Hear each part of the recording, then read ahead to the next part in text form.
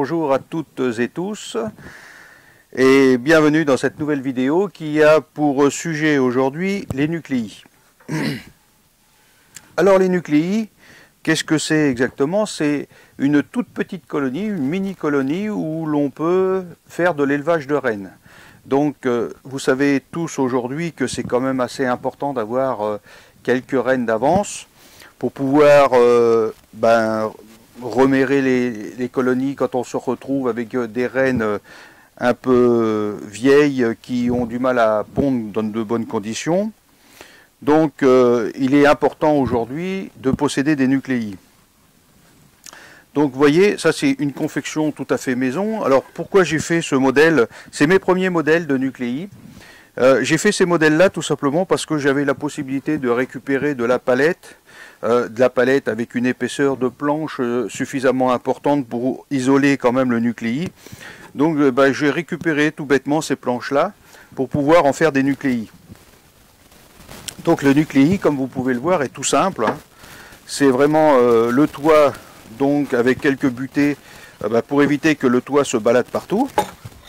Donc un toit, un simple petit plastique, donc pas de couvre-cadre, etc. Il n'y a pas besoin parce que, pas besoin, ça dépend de la météo et de l'année, parce qu'il y a des années où la météo est vraiment pas bonne, et des années où la météo est bien clémente. Donc quand la météo est clémente, on va attaquer les nucléi, disons, au mois d'avril. Donc avril, il y a des belles journées ensoleillées. Donc ça permet à ces petites colonies de pallier au froid. Donc elles n'ont pas à subir le froid. Conclusion, elles se développent facilement. Donc, comme je vous le disais, on n'a pas besoin d'une isolation très importante. J'ai simplement un petit plastique dessus. Et à l'intérieur, comme vous pouvez le voir, alors j'ai fait un fond amovible, donc on peut détacher. Bon, ça c'est au goût de chacun, hein. On n'est pas forcément obligé. Et là, à l'intérieur, il y a 3 cadres. Alors là, ce sont des cadres de hausse. Attendez, je reviens. Donc voilà les cadres de hausse. Avec la particularité, rappelez-vous, les demi-cercles pour pouvoir y passer les cellules royales. Donc en voilà un premier. Vous voyez, ça rentre facilement, hein, donc c'est calculé forcément. Donc ça permet d'avoir une petite quantité de rennes à disposition, donc pour les amateurs et les confirmés, si vous voulez avoir quelques rennes d'avance pour les changer en fin de saison, c'est relativement facile à construire et mettre en place ce genre de petits nucléi. Alors on peut remarquer aussi quelque chose pour moi qui est très important, c'est que les nucléi sont de petites colonies et elles sont très vulnérables. C'est-à-dire que moi j'élève des abeilles noires qui ont mauvaise réputation, hein, c'est pas toujours justifié, loin de là. J'aime bien avoir la possibilité de réduire l'ouverture, c'est-à-dire que là j'ai fait une ouverture qui fait 2 cm et demi, 3 cm pour qu'il y ait un mouvement suffisamment fluide pour les entrées et sorties des abeilles. Par contre, quand on se retrouve dans une période comme par exemple au mois de juillet ou au mois d'août, quand la météo commence à être un petit peu difficile, un peu chaude et qu'il y a un manque de nectar par exemple, souvent les pillages commencent à se faire dans les ruchers. Donc toutes ces petites colonies sont vulnérables. C'est pourquoi j'ai confectionné, donc ça c'est une porte tout à fait classique que j'ai recoupée, et je confectionne ces nucléi. Enfin, je ferme les portes quand les pillages commencent à démarrer pour qu'il n'y ait qu'une seule petite ouverture. Et là, donc, vous voyez, dans 3 cadres de hausse, on arrive, vous imaginez, on arrive à avoir une colonie quand même relativement importante. Donc, ça permet à la colonie de pouvoir se défendre très facilement parce que c'est la seule entrée et sortie du nucléi.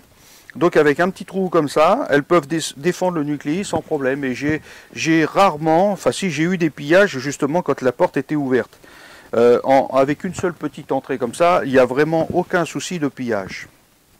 Donc ça, pensez-y quand même, parce que souvent, si on est au travail ou si on est sur un autre rucher, et qu'un pillage se déclenche, bah, vous revenez et puis vous soulevez vos nucléi, vous dites tiens c'est marrant, on dirait qu'il n'y a plus rien dedans, mais les abeilles sont là, mais tout le miel est disparu. Donc ça c'est quand même quelque chose à penser. Donc là maintenant je vais vous montrer un autre modèle de nucléi. Alors là plus facile, beaucoup plus facile à confectionner parce que c'est du matériel que vous devez avoir, enfin en théorie.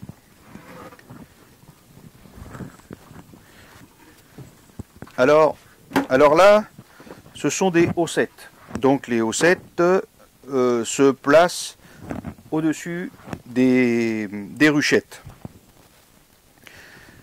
Alors, si vous avez des ruchettes donc chez vous, et des haussettes pour éventuellement faire quelques petits cadres de miel, eh bien vous pouvez récupérer la haussette, tout simplement. Donc moi, celle-là, elle a été modifiée parce que je fais de l'élevage avec, donc je l'ai mis en 6 cadres.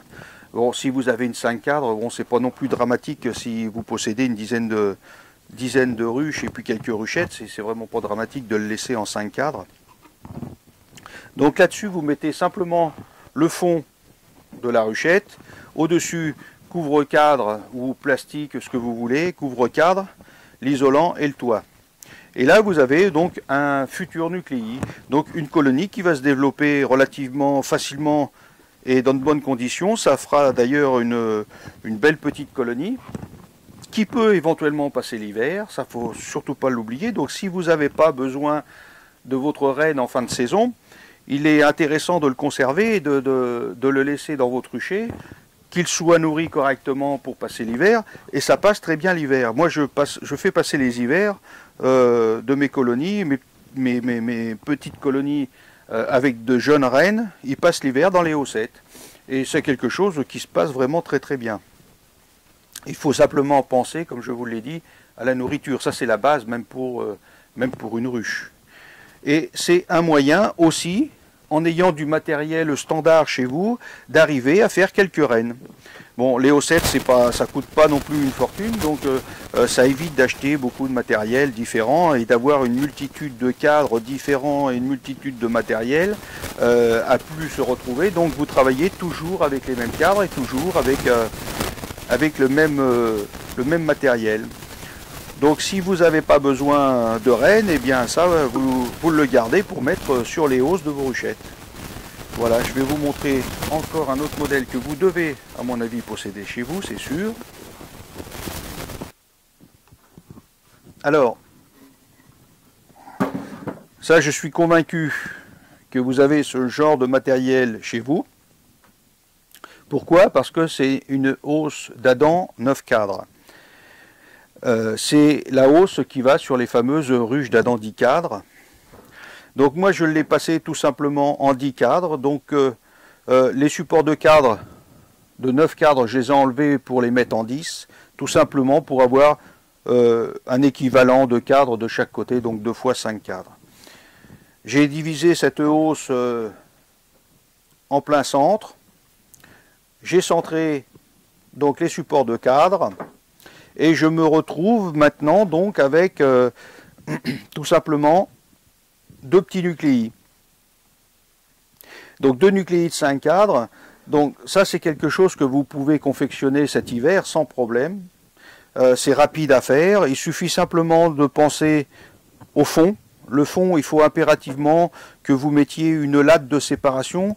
Là je sais pas si j'en ai. Je ne crois pas. Non.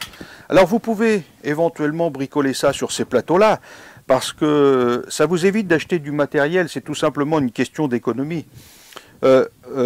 Si ça ne vous convient pas d'avoir des nucléi fabrication maison et que vous voulez acheter un autre modèle, ou tout simplement, moi c'est ce que j'ai fait dans les débuts, si quelque chose ne me convenait pas, il me restait toujours la matière première, c'est-à-dire ça, ce plateau, il me sert pour une 10 cadres.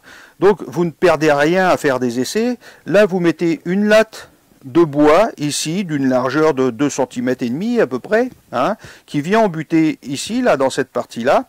Donc vous voyez, vous mettez un morceau là et vous mettez quelques vis, tout simplement, puisque ça, il y a des ouvertures. Vous mettez quelques vis pour fixer cette latte.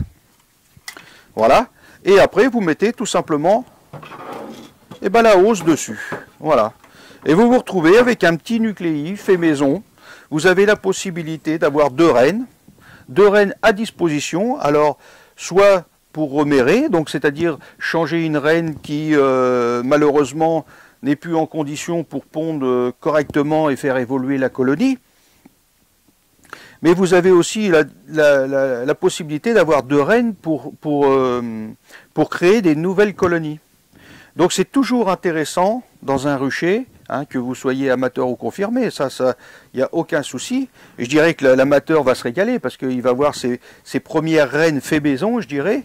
Donc c'est toujours intéressant de voir et arriver à trouver ses premières reines. Donc le système de fonctionnement des reines, ça vous le trouverez sur Internet pour pouvoir confectionner des colonies. Vous allez voir, c'est quelque chose de relativement simple. Et vous avez la possibilité de vous retrouver avec deux reines. Et donc vous pouvez aussi, si vous le souhaitez, en fin de saison, conserver. C'est-à-dire conserver l'ensemble de ces 10 cadres. Donc il faudra enlever la séparation. Et bien entendu, il faudra enlever une reine. Puisque vous avez deux reines, vous les laissez se battre, mais bon, c'est un petit peu cruel. Et je dirais que si vous avez deux jeunes reines, ces deux jeunes reines qui sont susceptibles de faire des bonnes colonies, des colonies bien populeuses pour l'année suivante, donc c'est dommage de les laisser se bagarrer et s'entretuer. Il faut mieux prendre une reine d'un côté. Voilà, vous enlevez la séparation. Moi, j'isole toujours cette reine-là dans une petite boîte. J'isole la reine, comme ça, les abeilles arrivent à faire connaissance, donc en enlevant cette séparation-là. Et comme vous avez mis une petite cage d'introduction de reine, la reine est libérée au bout de 2-3 jours. Et donc tout se passe bien. Et le gros avantage, c'est que là, vous pouvez faire hiverner une colonie dans ce matériel. Et la reine supplémentaire, celle que vous avez sortie en premier, soit vous en servez pour remérer donc une colonie, ou alors créer une nouvelle colonie qui vous donnera une colonie puissante, puisque c'est une jeune reine qui va pondre dans de bonnes conditions pour l'année suivante. Donc vous êtes presque sûr, enfin je vous le souhaite, qu'elle passe l'hiver. Si elle passe l'hiver, eh ben, vous avez déjà d'office une reine compétitive que vous pouvez adapter sur une de vos ruches. Donc je dirais que même pour un débutant, c'est pas du tout négligeable de confectionner cet hiver, si vous avez le temps, un petit nucléi comme ça. C'est très simple à faire. Le gros avantage également, c'est que il n'y a pas de mélange de matériel, c'est-à-dire que vous n'avez pas besoin d'acheter du matériel supplémentaire. Quand vous confectionnez ces nucléis, vous avez l'habitude de travailler sur des cadres d'Adam. Donc là, vous continuez avec vos cadres d'Adam, c'est-à-dire que pas d'investissement supplémentaire. À la fin de votre saison, si ce fonctionnement-là ne vous convient pas du tout, vous faites refondre vos cadres où il y a eu du couvain et du miel. Vous enlevez la séparation, vous enlevez le support du dessous, et puis voilà, et tout repart. Donc là, le plateau vous sert pour une ruche, et puis votre hausse vous servira pour placer sur vos ruches d'Adam 10 cadres. Donc je pense que quand même c'est une option assez intéressante sans investissement, parce que bien entendu il en existe d'autres des nucléis. Vous avez bien sûr d'autres marques, d'autres nucléis beaucoup plus compacts, etc. La différence est simple, je dirais que sur ces nucléis-là, vous avez moins de temps à passer. Sur les petits nucléis, donc d'ailleurs j'en ai un là, bougez pas, je vais vous le montrer tout de suite. La grosse différence, par exemple les nucléis polystyrène comme celui-là, très connu dans le monde de l'apiculture, il y a énormément d'attention à y porter. C'est-à-dire qu'une colonie va vite déborder de ce petit emplacement-là, comme vous pouvez le voir, c'est rien du tout. Donc il faut énormément les surveiller. C'est quelque chose de bien si vous êtes à disposition chez vous et que vous pouvez aller vous occuper de vos nucléis couramment. Comme vous pouvez voir, il est tout neuf, parce que je ne suis pas un grand fan de ça pour l'instant. Je changerai peut-être d'avis par la suite, et je vous dirai ce que j'en pense. Mais pour l'instant, j'aime bien ce fonctionnement-là, parce que j'ai pas une tonne de matériel différent, je suis habitué à nettoyer ça d'une certaine façon, les cadres sont des cadres de hausse, donc c'est plutôt ma façon de travailler, et puis j'aime bien partir comme ça. Et comme je vous dis, le gros avantage, c'est qu'on a beaucoup moins à s'en occuper. Ça, c'est quand même un avantage qu'il ne faut pas négliger, parce que si vous faites une apiculture de loisirs, la semaine, si vous êtes au travail, vous n'avez pas forcément le temps, surtout en rentrant le soir du travail, si la météo est pas forcément clémente, c'est pas génial d'ouvrir ces nucléis qui sont de petites colonies. On affaiblit tout de suite la colonie, on la refroidit, donc il faut quand même l'ouvrir en pleine journée. Donc je dirais pour ceux qui travaillent, c'est principalement le week-end. Si vous avez ce genre de nucléis, vous allez être rapidement débordé. Et ça va être la panique totale, surtout pour un débutant. Et ça, je ne vous le conseille pas du tout. Je vous conseille plutôt de bricoler ça. Donc sur ce, ben, je vous laisse foncer à vos ateliers et aller bricoler ça sur vos établis. Et puis épanouissez-vous dans le bricolage pour pouvoir avoir de belles petites rennes l'année prochaine. Eh bien, à une prochaine fois et à une prochaine vidéo. À bientôt!